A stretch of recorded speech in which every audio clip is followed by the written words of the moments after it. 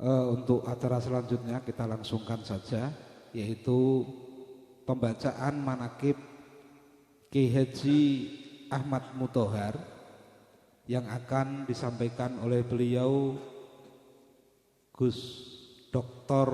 Hasanain Haikal SHMH. Pada beliau waktu dan tempat kami persilahkan.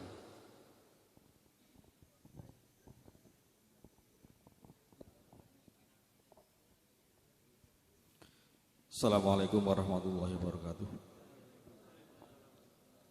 Alhamdulillah rabbil alamin wassalatu wassalamu ala asyrofil anbiya'i wal mursalin wa ala alihi washabihi ajmain amma ba'du. Kang kawula hormati Pak kawula Syekh Profesor Dr. Abdul Hadi Muthohar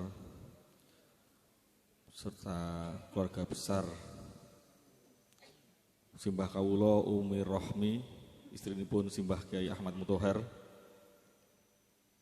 Pak-lek kula lan sederek-sederek sedaya kang kula hormati, para tamu undangan Khalifah Qadriyah Thariqah Qadriyah wa Naqsabandiyah Profesor Dr. Abdul Hadi Muthohar Mrangken. Nyuwun izin kawula membacakan sepatah dua patah kata untuk mengenang beliau Al-Mukarram Kiai Haji Ahmad Muthohar Mrangken. Beliau Ahmad Muthohar dilahirkan dengan nama Ahmad Muthohar tahun 1926 Masehi.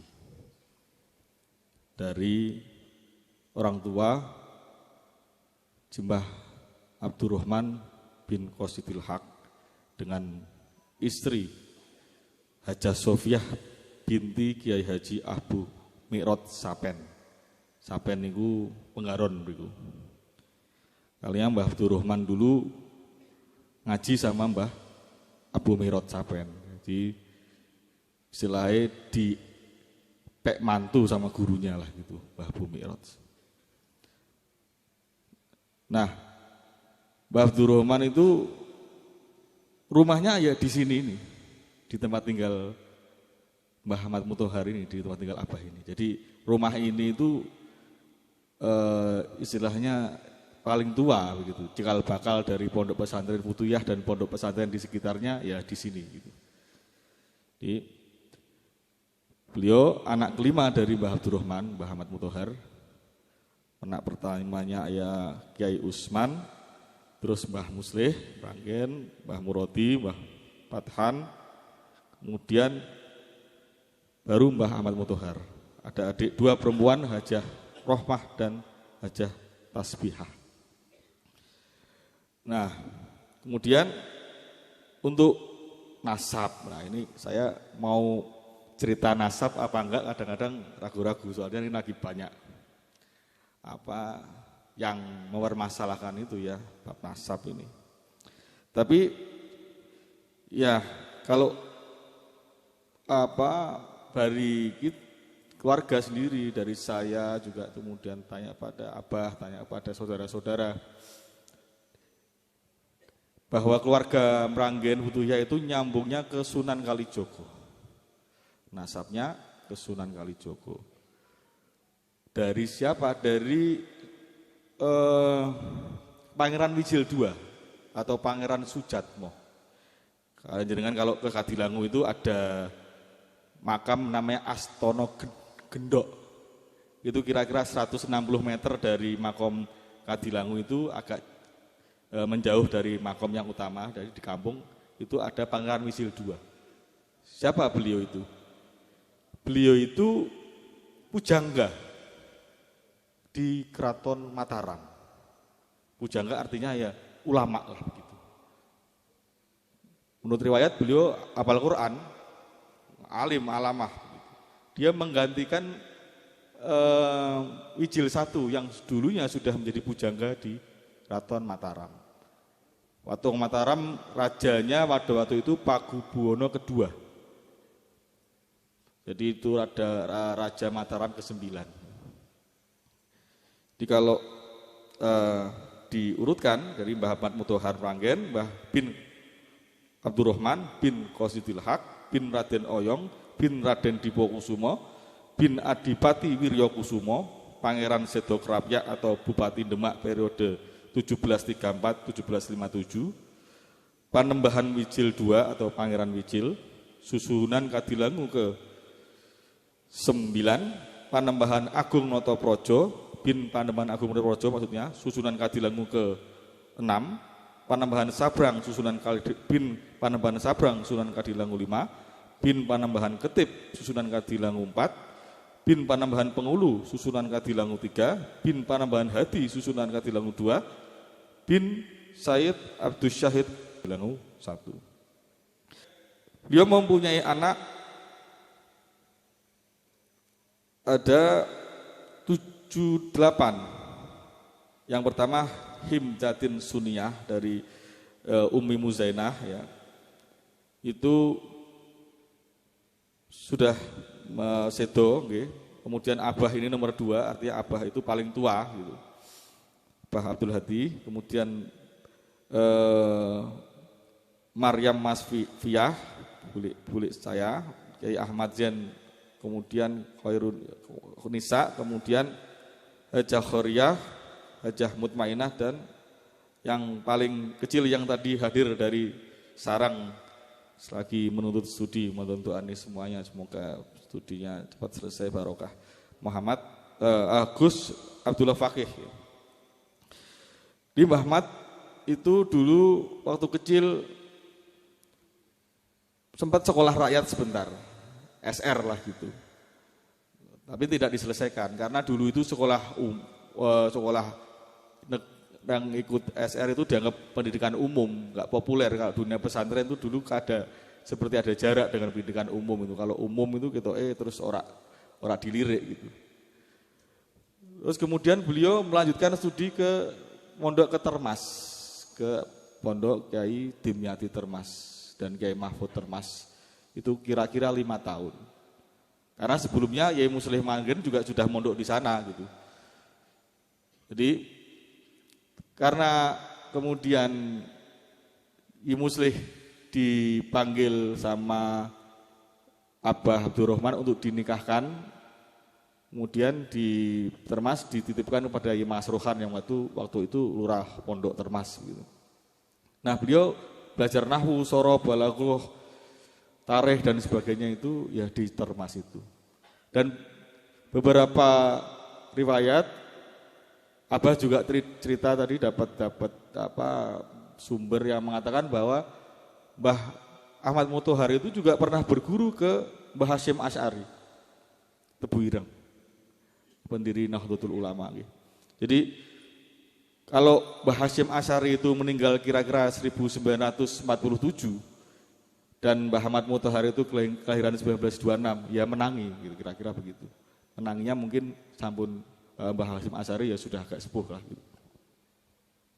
Nah, beliau Mbah Ahmad Mutahar banyak karya-karya ya, meninggalkan beberapa kitab nahwu, sorof, imriti, termasuk akhlak, kemudian waris ada, dan kita juga banyak ditanya kitabnya Mbah Ahmad gitu, termasuk Akhlakul Mardiyah dan sebagainya. Kadang-kadang kita melacaknya agak sulit yang sekarang. Bahkan ada kitab tafsir yang ditulis selesai 30 juz itu juga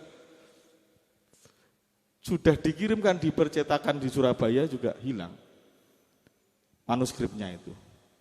Di Mbah Ahmad nulis kitab tafsir itu namanya Faidur Rahman. Itu mirip dengan nama kitab tafsir yang dibikin oleh Mbah Soleh Darat. Jadi mungkin mau tafaulan sama Mbah Soleh Darat. Jadi nama kitabnya itu sama dengan diberi nama Faidur Rahman.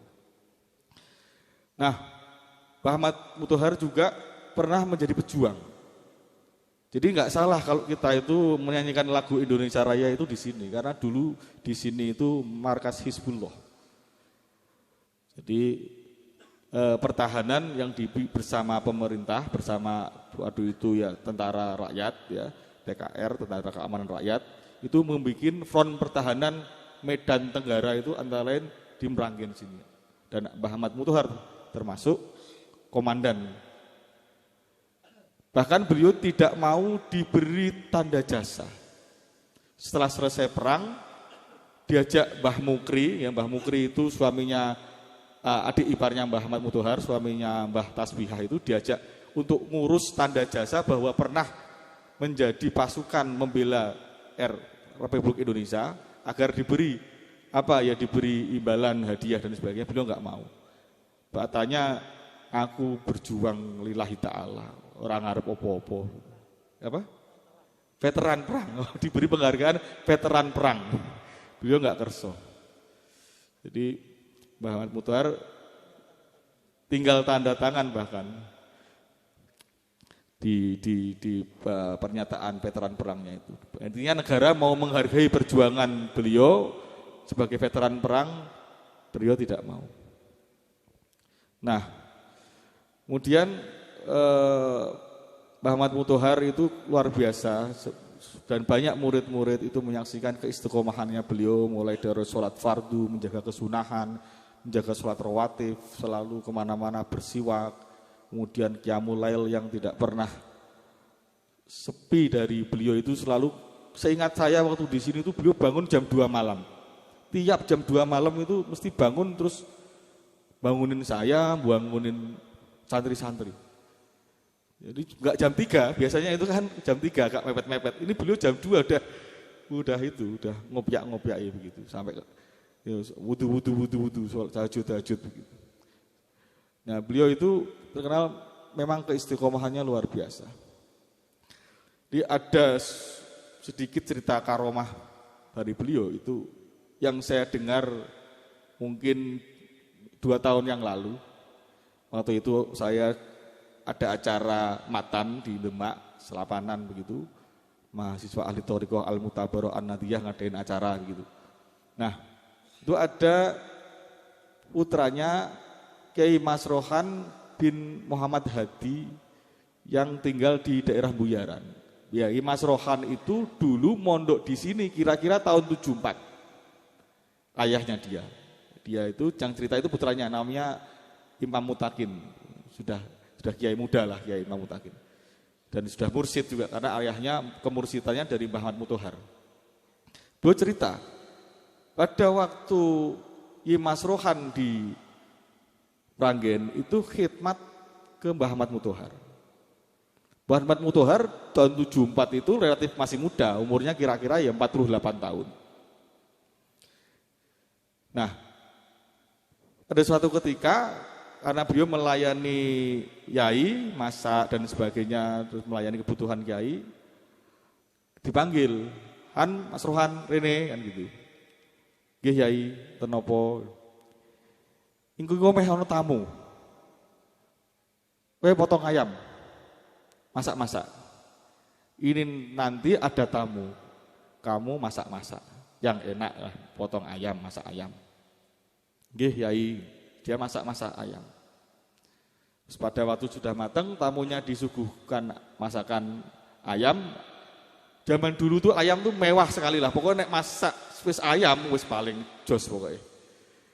Jadi tahun 74 itu disuruh masak ayam. Mas Rohan, wah ini masak enak, tamunya mesti penting kan begitu. Terus disuguhkan ke Pak Yai yang datang itu. Ya sendirian Pak Yainya. Karena tamu waktu masih pertama kali, jadi dia nggak begitu penasaran.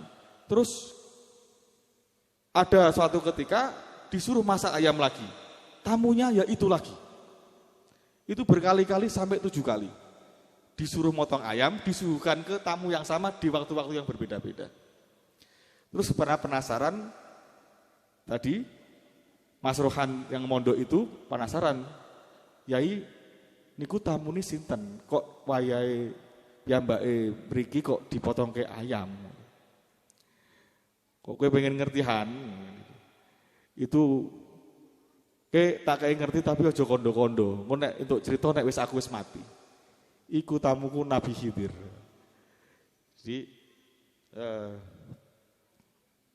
Mbah Ahmad Mutohar umur 48 tahun itu menurut kesaksian dari santri dalemnya Kiai Mas Rohan itu sudah ditamoni Nabi Khidir.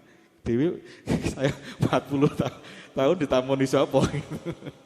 Nabi Khidir yang terkenal dengan keajaibannya, kemujian karohmahnya itu. Bahkan berkali-kali, tidak hanya 1-2 kali. Nah di akhir hayatnya beliau umur kira-kira tahun 2005 Juni, umur beliau 80. Beliau sudah sepuh ya, didorong kursi roda, jamaah sholat isya, rakaat ketiga, rakaat keempat tuh beliau sudah tertawa kecil-kecil kalau pas sholat isya malam itu. Terus ada yang dorong itu namanya Wahab dari Sulawesi, santri dari Sulawesi, tanya, Mbah Yai kok guyu-guyu wonten apa? Katanya di pas sholat isya itu beliau mendapat semacam mukasyafah gitu kan. Ada hakim musleh yang sudah meninggal duluan 2004 tuh kayak di sebuah padang hijau begitu ngawe-ngawe. Ngawe-ngawe Mbah Ahmad Muthohar gitu. Aku mau diawe-awe hakim. Katanya begitu cerita. Terus makanya beliau agak tertawa karena suasana yang begitu mungkin menyejukkan gitu. Begitu menyenangkan lah gitu. Agak tertawa kecil gitu, menahan tawa mungkin. Karena waktu masih sholat gitu kan, ditahan tawanya. Nah, terus malamnya karena beliau istiqomah sholat tahajud, masih sempat ngobrol sama Umi Rohmi, kemudian juga sempat minta maaf dan berpamitan dan sebagainya. Beliau meninggal pada waktu sholat tahajud itu. Ketika takbiratul ikram, kemudian beliau jatuh dari sholatnya, sholat sunnah itu qiyamul lail, masya Allah. Kalau bisa kita meninggal di waktu sedang menghadap Allah luar biasa. Nah ini Mbah Ahmad Muthohar ini insya Allah seorang yang alim alamah dan bagian insya Allah dari wali-walinya Allah. Karena beliau ini sangat dari perilaku dan sebagainya itu sulit sekali mencari figur beliau sampai yang meniru beliau di akhir zaman ini. Mulai dari kaki kiri, kaki kanan ketika kamar mandi itu, ketika masuk kaki kiri, kaki kanan, ketika ke masjid kaki kanan, keluar kaki kiri, itu semuanya diatur semua. Siwak kemana-mana, kemudian minyak dan sunnah-sunnah dari bahkan kalau makan itu ya muluk gitu. Tertawanya nggak pernah yang keras terbahak-bahak itu nggak pernah. Tertawanya kecil aja. Goyang ini pundaknya biasanya. Dan ngajinya itu juga lirih, suaranya itu juga keras-keras. Bahkan beliau itu tidak pernah naik panggung pidato itu nggak pernah juga katanya. Jadi khotib itu nggak pernah. Itu. Kalau saudara saya Hasan dari Purwokerto itu yang mantan ketua PCNU Purwokerto itu alumni sini, mbahmu ini ngaji koyok tawon suaranya maksudnya. Karena saking nggak jelasnya. Tapi ya santri-santri banyak yang ngaji dan mudeng suaranya.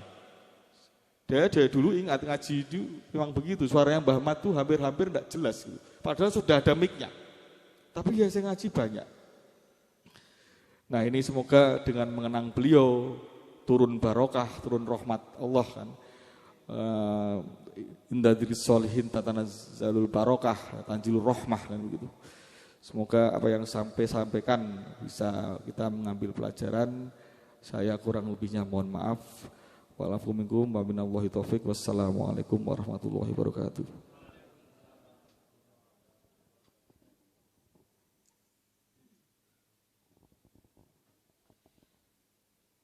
Terima kasih kepada beliau Gus Dr. Hasanan Haikal yang telah menyampaikan manaqib Kiai Haji Ahmad Muthohar.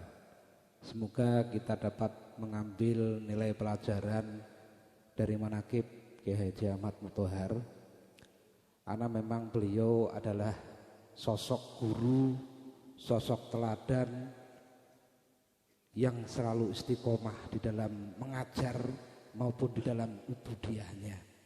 Beliau, saya termasuk alumni di sini, saya menyaksikan sendiri beliau tidak pernah libur mengajar walaupun dalam kondisi sakit. Terkadang beliau harus mengajar dengan berbaring. Dan beliau itu termasuk guru yang telaten dan teliti. Bahkan saya mendapat ilmu Yang luar biasa itu ketika kita tibaan malam kalau di sini malam Jumat itu tibaan itu dulu ketika berdoa Robbana atina fid dunya hasanah berhenti di situ dimarahin sama Kiai Haji Ahmad Mutahar. Ojo mandek ning hasanah yang pertama dilangsungke, ojo diwakofke, kuwi terus dilangsungke. Akhirnya saya kadang berpikir ternyata Robbana atina fid dunya hasanah wa fil akhirati hasanah itu supaya keseimbangan itu senantiasa tetap ada, tidak putus di dunia hasanah tok, kemudian baru mencari akhirat yang hasanah. Ini mungkin pengalaman kami dalam menimba ilmu di sini sebagai murid beliau. Semoga kita semua dapat mengambil pelajaran, tidak hanya sekedar mengenang beliau, tapi paling tidak kita bisa menjadikan beliau sebagai qudwah hasanah kita, sebagai bagian dari kita cinta kepada guru yang tentunya nanti akan bermuara kepada cinta mahabbah kepada Rasulullah Shallallahu Alaihi Wasallam, dan tentu pada titik akhirnya adalah mahabbah kepada Allah Subhanahu Wa Taala.